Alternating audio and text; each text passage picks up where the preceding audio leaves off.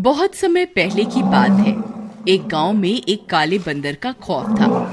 वह बंदर रात होते ही गांव में आता और जो भी व्यक्ति अपने घर की छत पर सो रहा होता वह उसे जख्मी करके वहां से भाग जाता था। फिर एक दिन चमन जंगल से गुजर रहा होता है। तभी काला बंदर उस पर हमला कर देता है। अरे बाप रे, ये काला बंदर कहाँ से आ गया? अरे मर गए रे, अरे भागो रे भागो। फिर वह जोर जोर से भागने लगता है और भागता भागता अपने घर के अंदर घुस जाता है। अजी क्या हुआ? तुम इतने घबराए हुए क्यों हो? क्या हुआ? तुम भाग क्यों रहे थे? अरे क्या बताऊं, आज तो मैं बाल बाल बच गया। आज मेरा सामना उस काले बंदर से हो गया था। मैं किसी तरह अपनी जान बचा के आया हूँ। तुम जल्दी जाओ और दरवाजा बंद कर दो, कहीं मेरा पीछा करते करते वो काला बंदर यहाँ ना आ जाए।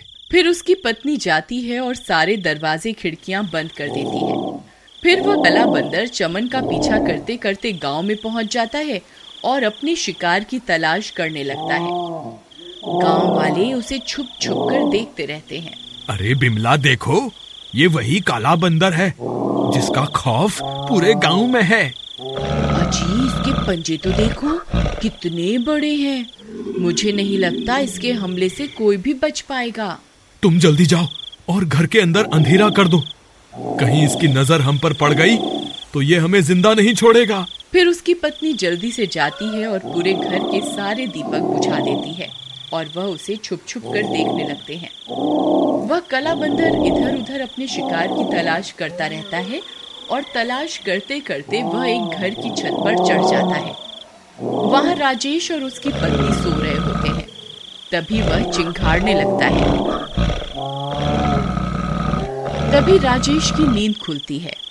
अरे मर गए रे, ये क्या चीज है? हे भगवान हमें बचाओ।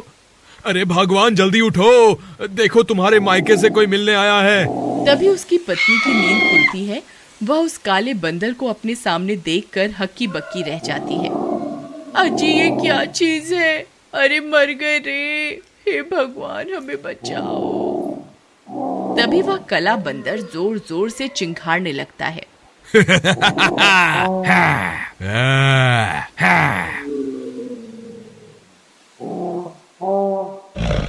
फिर वह दोनों जल्दी से अपने घर की छत से नीचे उतरते हैं और अपने कमरे के अंदर जाकर छुप जाते हैं। आज तो बाल बाल बच गए। मैंने तुमसे कहा था ना, इस गांव में काले बंदर का खौफ है, हमें छत पर नहीं सोना चाहिए। आप सही कह रहे थे, मुझे आपकी बात मान लेनी चाहिए थी। फिर अगले दिन सुबह होने पर चमन भाई, कल तो मैं और मेरी बीवी बाल बाल बच गए। उस काले बंदर ने रात को हमारे ऊपर हमला कर दिया था। हम दोनों किसी तरह अपनी जान बचाकर वहां से भाग निकले। यार राजेश, काले बंदर के हमले तो अब बढ़ते ही जा रहे हैं। लोगों में इसका खौफ बहुत बहुत बढ़ गया है। तुम्हें पता चला, हरिया और मोहन तो अपना मकान बहुत ही कम कीमत पर बेचकर शहर चले गए हैं। भाई मैं भी अब इस गांव में नहीं रहना चाहता, लेकिन क्या करूं, इस काले बंदर के खौफ के कारण जमीन की कीमतें आधी से भी कम हो गई हैं। हम सब गांव वालों को मिलकर मुखिया के पास चलना चाहिए ताकि वो इस समस्या का कोई समाधान निकाले। तुम सही कहते हो भाई, चलो हम अपने साथ कुछ गांव वालों को भी ले चलते हैं।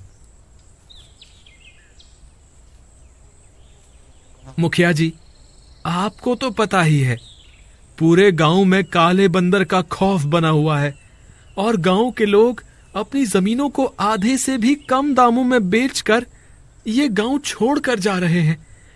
अगर ऐसा ही चलता रहा तो थोड़े ही दिनों में ये गांव खाली हो जाएगा। आप जल्दी ही इस समस्या का समाधान निकालें। तुम सही कहते हो भाई, हमें इस काले बंदर का सामना करना ही पड़ेगा। मुखिया जी, मेरे पास एक तरकीब है। क्यों ना हम में से कोई व्यक्ति काले बंदर का भेष बदल ले और उसका सामना करे। हो सकता है वो अपने सामने अपने से ज्यादा बड़े काले बंदर को देखकर डर जाए, लेकिन बल्लू भाई, वो बंदर लंबाई में हमसे 2 गुना बड़ा है। अगर हम उसका भेष बदल भी लें तो उससे छोटे ही दिखाई देंगे। तुम उसकी चिंता मत करो, मेरे पास एक तरकीब है। अगर हम 2 लोगों को एक के ऊपर एक खड़ा कर दें तो हम उस काले बंदर से भी ऊंचे हो सकते हैं। अब हमें ये सोचना है कि वह दो लोग कौन होंगे जो उस काले बंदर का सामना करेंगे। सब गांव वाले एक दूसरे की तरफ देखने लगते हैं, लेकिन काले बंदर का सामना करने के लिए कोई भी राजी नहीं होता। चमन और राजेश, तुम दोनों ने उसका सामना पहले भी किया हुआ है। मुझे लगता है तुम दोनों इस काम के लिए सही रहोगे। अरे मर गए रे, ये मुखिया तो मेरी जान लेकर ही रहेगा। मुखिया जी, बल्लू की तरकीब तो सही है, लेकिन वो काला बंदर हमसे नहीं डरा और उसने हम पर हमला कर दिया तो क्या होगा? तुम घबराओ मत। जब तुम उस काले बंदर का सामना करोगे तब सब गांव वाले वहीं आसपास छुपे रहेंगे। अगर उस काले बंदर ने तुम पर हमला कर दिया तो सब गांव वाले मिलकर तुम दोनों की जान बचा लेंगे। ऐसा है तो ठीक है मुखिया जी, हम तैयार हैं उस काले बंदर का सामना कर। फिर रात होने पर बल्लू, चमन और राजेश को एक के ऊपर एक खड़ा करवाकर उनके ऊपर काले बंदर की खाल चढ़ा देता है। अरे वाह चमन और राजेश, तुम दोनों तो उस काले बंदर से भी बड़े लग रहे हो। मुझे पूरा विश्वास है कि हमारी तरकीब जरूर काम करेगी। भाई बिल्लू, अगर वो काला बंदर हमसे नहीं डरा तो क्या होगा? अरे यार तुम घबराओ मत। बस जैसे ही वो काला बंदर तुम्हारे सामने आए तो तुम जोर जोर से आवाजें निकालकर उसे डराने की कोशिश करना। फिर वे दोनों जंगल की ओर चल देते हैं। रात के समय जंगल बहुत डरावना हो जाता है। चमन भाई, मुझे तो आगे कुछ दिखाई नहीं दे रहा। अगर वो काला बंदर सामने आ जाए तो तुम संभाल लेना। तुम मत घबराओ, जो होगा देखा जाएगा। फिर थोड़ी दूर जाने पर उनका सामना उस काले बंदर से हो जाता है। राजेश भाई, वो काला बंदर तो हमारे सामने ही खड़ा है, अब क्या करें? भाई जोर जोर से आवाजें निकालो ताकि वो डर जाए।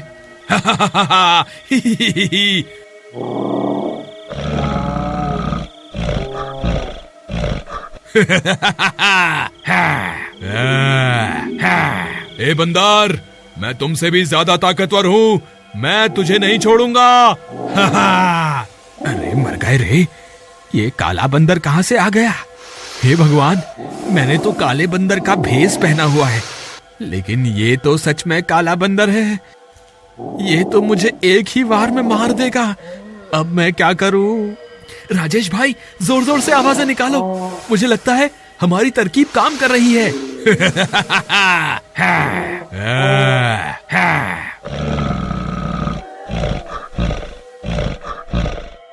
अरे मर गए रे, ये तो सीधा यहीं आ रहा है। अरे भागो रे, अपनी जान बचाकर भागो। अरे भागो रे, हाय आज तो मैं मरी गया। ये काले बंदर का भेष बदलना तो मुझे महंगा पड़ गया। फिर वह काला बंदर भागते भागते एक पत्थर से टकराता है और गिर जाता है। जैसे ही वह गिरता है, उसका मुखौटा उसके सिर से निकलकर गिर जाता है। अरे मर गया रे, हाय रे, मर गया। तभी चमन और राजेश भी वहाँ पहुँच जाते हैं। बंदर भाई, मुझे माफ कर दो, मैं कोई काला बंदर नहीं हूँ, मैं तो एक आम इंसान हूँ। मुझे तो शहर के एक सेठ ने पैसे दिए थे ताकि मैं सब गांव वालों को काला बंदर बन के डराऊं और उनमें इतना खौफ भर दूं कि वो अपनी जमीन को आधे दामों में सेठ को बेच दे। मुझे माफ कर दो। अरे राजेश, ये काला बंदर नहीं है, ये तो कोई बहरूपिया निकला। फिर चमन भी अपना मुखौटा उतार देता है। वह बहुरूपिया चमन को देखकर हैरान रह जाता है। हाय रे, ये क्या, तुम भी बहरूपिया हो? हाँ, मैं भी कोई काला बंदर नहीं हूँ।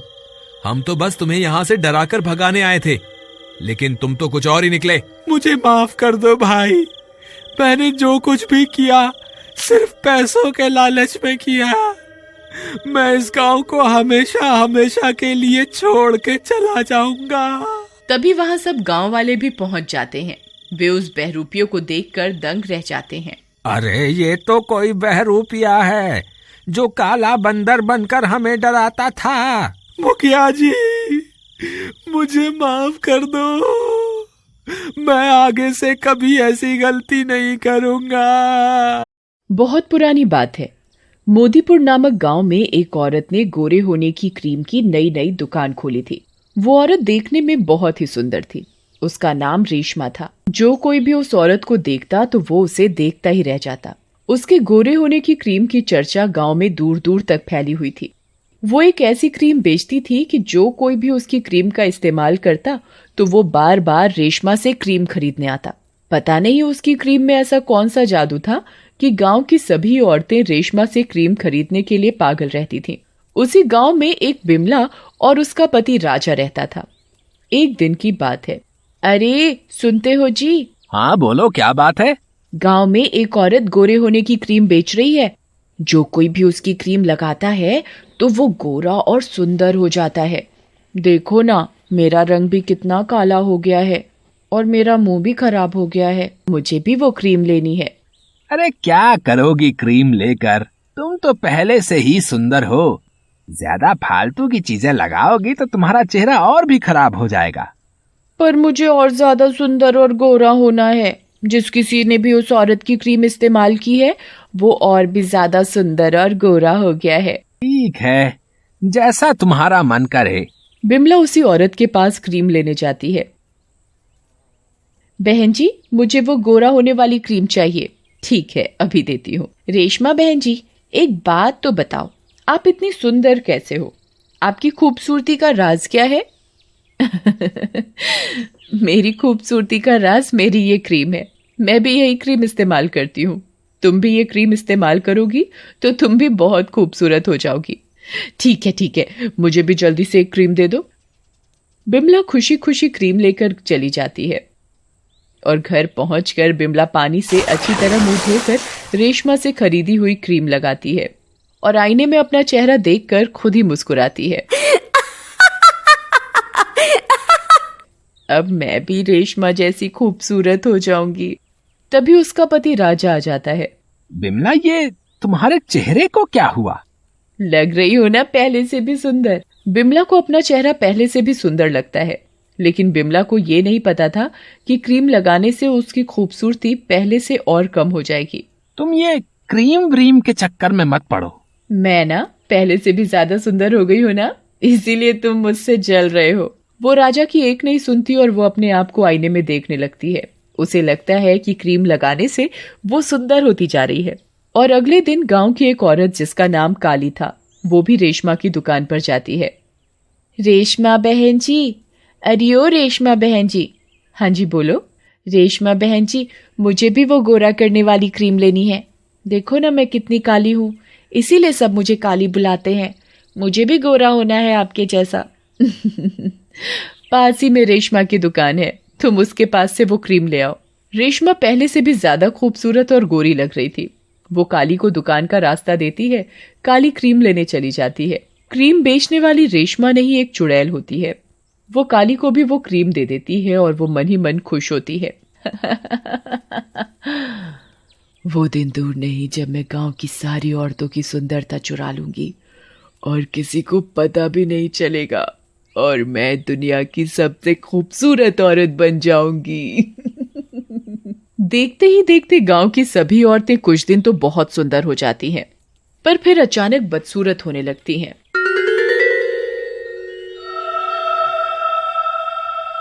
काली अपना मुंह धोकर क्रीम लगाती है। क्रीम लगाते ही काली और काली हो जाती है, पर उसे लगता है वो बहुत सुंदर लग रही है और वो खुशी से गुनगुनाने लगती है। अरे काली, ये तेरे मुंह को क्या हुआ है? तू तो पहले ही इतनी काली थी, अब तो और बुरी लग रही है। और वो काली का चेहरा देखकर हंसने लगता है। मैं गोरी हो गई हूँ ना, इसीलिए तुम मुझसे चिढ़ रहे हो। काली का चेहरा सही में पहले से भी ज्यादा काला हो जाता है। इस क्रीम के चक्कर में तू पागल हो गई है काली। मेरी बात मान और इसे लगाना छोड़ दे। जमलू घर के किसी काम के लिए बाहर चला जाता है। दूसरी ओर पंडिताइन भी पंडित जी से क्रीम के बारे में बात कर रही होती हैं। पंडित जी, मुझे आपसे एक बात कहनी है। गांव की औरतें क्रीम लगाकर कितनी गोरी और सुंदर होती जा रही हैं। मुझे भी गोरा और सुंदर होना है। अरे भाग्यवान, अब तुझे क्या पड़ गई बुढ़ापे में सुंदर दिखने की? तू तो आज भी 25 की लगती है। अजी छोड़ो ना, तुम भी ना मजाक करते हो। कसम से तुम्हें तो क्रीम की जरूरत ही नहीं है। देखो, तुम मुझे मत बहलाओ। मुझे क्रीम चाहिए तो चाहिए बस। अब ये पंडिताइन मानने वाली तो है नहीं। अच्छा ठीक है, तुम वो क्रीम ले आना। पंडिताइन को भी बुढ़ापे में सुंदर दिखने की क्या जरूरत पड़ गई? पंडिताइन रेशमा से क्रीम लेने पहुंच जाती है। अरे रेशमा, जरा मुझे भी तो गोरा होने की क्रीम देना। अभी देती हूँ, रेशमा मन ही मन कहती है। लगता है बुढ़ियों को भी सुंदर और जवान बनने का शौक लगा है। रेशमा पंडिताइन को क्रीम दे देती है। पंडिताइन क्रीम लेकर बड़ी खुश हो जाती है। अब तो मैं भी सुंदर बन जाऊंगी और मुझे कोई बुढ़िया भी नहीं बोलेगा। पंडिताइन जल्दी जल्दी अपने घर चली जाती है और जल्दी से अपना मुंह धोकर क्रीम लगाती है। क्रीम लगाने के बाद पंडिताइन अपना मुंह आईने में देखती है तो फूली नहीं समाती। अरे वाह, मैं तो कितनी सुंदर लग रही हूँ। दूसरी ओर जमलू कहीं जा रहा होता है तो उसे रास्ते में रेशमा की दुकान दिखाई देती है। रेशमा की दुकान पर क्रीम लेने वाली औरतों की काफी भीड़ थी। जमलू भी भीड़ देखकर रुक गया। वो रेशमा को देखता तो उसे देखता ही रह जाता है। उसे रेशमा पहले से भी ज्यादा खूबसूरत लग रही थी। वो मन ही मन सोचता है, गांव की औरतें दिन पर दिन बदसूरत होती जा रही हैं और रेशमा खूबसूरत, आखिर चक्कर क्या है? और वो अपने काम के लिए निकल जाता है। आगे चलकर जमलू को रास्ते में राजा मिलता है। और जमलू भाई कैसे हो? ठीक हूँ राजा भैया, पर पता नहीं ये तुम्हारी भाभी को क्या हो गया है।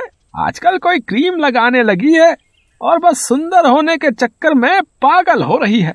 हाँ जमलू भाई, तुम ठीक कह रहे हो, तुम्हारी भाभी का भी यही हाल है। मैं अभी रेशमा की दुकान के सामने से आ रहा हूँ।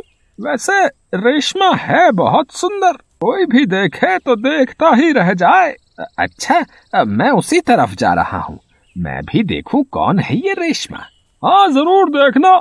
चलो अब मैं घर चलता हूँ, रात हो गई है।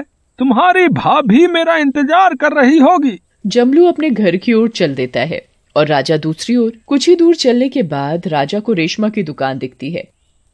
रेशमा के घर की खिड़की में बहुत रोशनी आ रही होती है। अरे इतनी रात में ये रेशमा अपने घर में क्या कर रही है? जरा मैं आज इस रेशमा से बात करके आऊं कि ये क्यों सारी औरतों को पागल बना रही है। राजा रेशमा के घर की खिड़की से अंदर देखने लगता है। अंदर का नजारा देखकर राजा बहुत बुरी तरह डर जाता है। वो देखता है कि रेशमा अपने रूप से चुड़ैल के रूप में बदल जाती है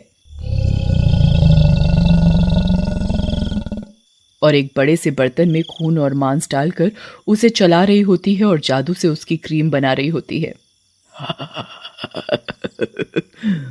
अब गांव की औरतों की सारी सुंदरता खत्म हो जाएगी और मैं दिन पर दिन सुंदर और जवान हो जाऊंगी। हे भगवान, ये तो चुड़ैल है। ये चुड़ैल गांव की सभी औरतों की सुंदरता चुरा रही है और खुद दिन पे दिन सुंदर होती जा रही है। राजा चुपचाप वहां से निकलकर अपने घर चला जाता है और घर पहुंचकर अपनी बीवी को जोर जोर से आवाज देता है। जैसे ही जमलू की पत्नी बिमला सामने आती है, राजू उसे देखकर बहुत डर जाता है और चिल्लाने लगता है। अजी पागल हो गए हो क्या? मैं क्या तुम्हें कोई चुड़ैल नजर आ रही हूँ? लग रही हूँ ना कटरीना कैफ। अब मैं तुम्हें कैसे समझाऊं? तुम सुंदर नहीं और ज्यादा बदसूरत हो गई हो। ये सब उस चुड़ैल रेशमा का करा धरा है। राजा बिमला को सारी बात बताता है। दूसरी ओर जमलू की पत्नी का भी यही हाल होता है, पर जमलू की पत्नी काली तो पूरी चुड़ैल लगने लगी थी। गांव के सभी आदमी रेशमा की क्रीम से परेशान होकर आपस में बात करते हैं। अरे भाई, ये रेशमा कोई खूबसूरत औरत नहीं है, बल्कि एक चुड़ैल है। मैंने अपनी आंखों से उसे रात में तांत्रिक पूजा करते देखा है। हे भगवान, चलो हम सब पंडित जी के पास चलते हैं। उनके पास जरूर कोई ना कोई उपाय होगा। क्या हुआ? अब तुम सब मेरे घर कैसे? और पंडिताइन, तुमने अपनी ये क्या हालत बना रखी है? राजा पंडित जी को रेशमा के बारे में सब बताता है। मुझे तुम उस चुड़ैल के पास ले चलो। जमलू, राजा और गांव के सभी आदमी पंडित जी को उस चुड़ैल के पास लेकर जाते हैं। कुछ ही देर में सब लोग रेशमा की क्रीम की दुकान पर पहुंच जाते हैं। रेशमा चुड़ैल के रूप में बदल जाती है। ए पंडित, अपनी जान प्यारी है तो तू चला जा यहाँ से। मैं नहीं छोड़ूंगी इन औरतों को। मुझे दुनिया की सबसे सुंदर औरत बनना है बस। तू ऐसे नहीं मानेगी। पंडित जी मंत्र पढ़कर दुकान में रखी सारी क्रीम में आग लगा देते हैं। आग लगते ही चुड़ैल जलकर मर जाती है और गांव की औरतें ठीक हो जाती हैं।